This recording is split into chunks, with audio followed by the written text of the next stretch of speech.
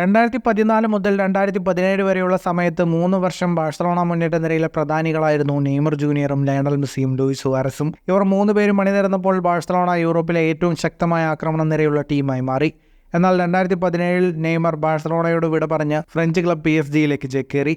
സുവാരസും മെസ്സിയും ബാഴ്സലോണയിൽ നിന്ന് Paris saint ജർമ്മനിയിലേക്കുള്ള നെയ്മറുടെ നീക്കം തടയാൻ ശ്രമം നടത്തിയിരുന്നു. എന്നാൽ റെക്കോർഡ് തുകയുടെ കൈമാറ്റത്തിലൂടെ നെയ്മർ PSG ചേക്കേറി.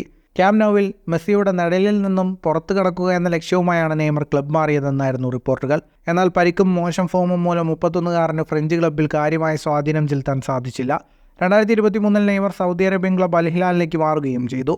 നെയ്മറെ ബാഴ്സലോണയിൽ നിലനിർത്താൻ തന്നാൽ കഴിയുന്നത് ചെയ്തുവെന്നും നെയ്മർ ചെയ്തത് തെറ്റായ മാറ്റമായിരുന്നുവെന്നും ലൂയിസ് സുവാരസ് പറയുന്നു.